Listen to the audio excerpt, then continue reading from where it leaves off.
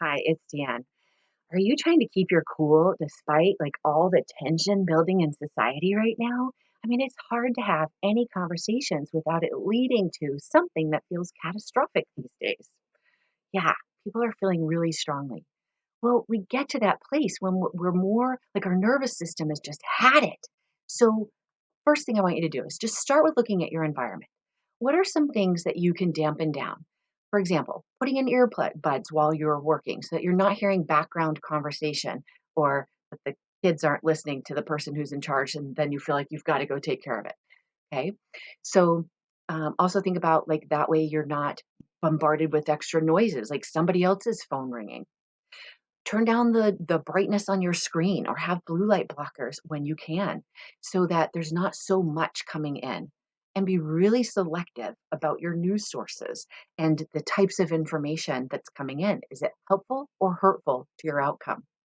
So when you ask yourself that, you might start to notice there's a lot of extra noise, meaning a lot of extra places that your brain is focusing that aren't serving you.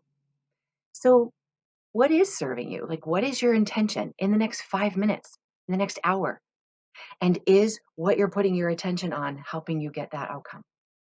Okay. Two, when you're having conversation, could be with yourself, but when you're having conversation, separate out acknowledgement from agreement. How about start with acknowledgement? Whether it's you have a thought and you're like, I can't do that. Like, that's not even acknowledging, like, okay, so some part of me thought that that was a good idea. What would be good about that? Okay, but if I did it that way, then this would happen. Okay, but I don't do it, then where does that leave me? Like, there could be some wisdom in just quickly acknowledging and considering the idea that's there. And that goes a long way with others as well.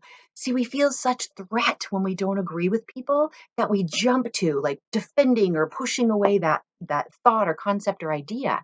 How about you just start with acknowledging, okay, so for you, you think that because of this, it means that, or if this would happen, then this would be possible. You're just acknowledging, you're not saying you're going along with it or the same is true for you. What you are saying is, I'm going to treat you the way I would like to be treated. I'll acknowledge your position. And once I've done that, I'm going to ask you to consider my perspective or my idea. Right. But if we just jump in there, then people feel like they served us a tennis ball and then we just throw a football back.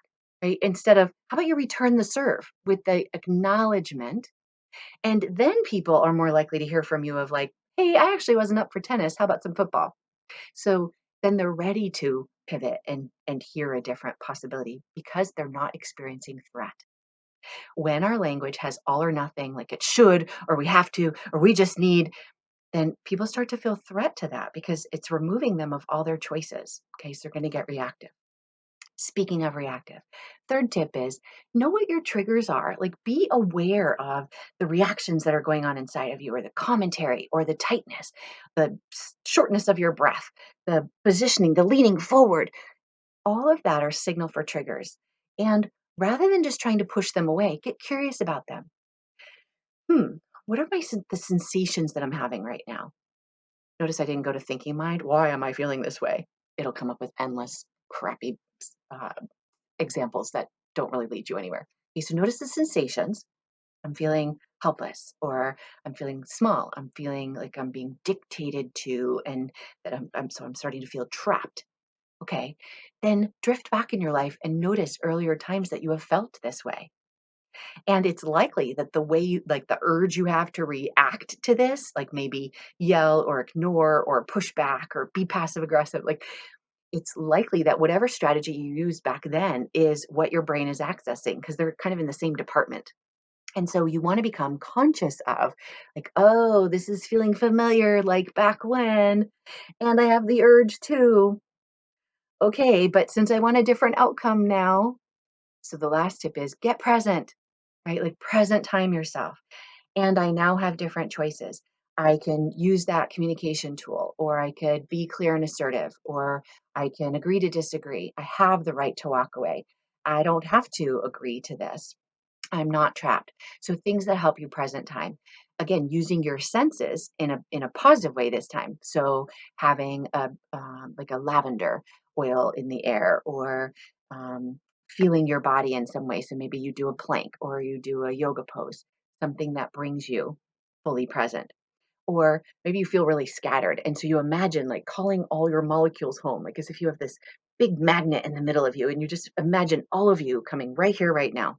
Nothing else exists. Because does it really? Right? So then you're fully present, and all of you can then deal with this more stressful situation.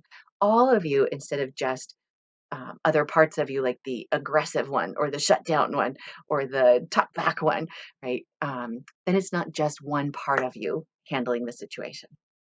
Okay? So try those 4 tips, and I think you'll feel a lot more cool under pressure.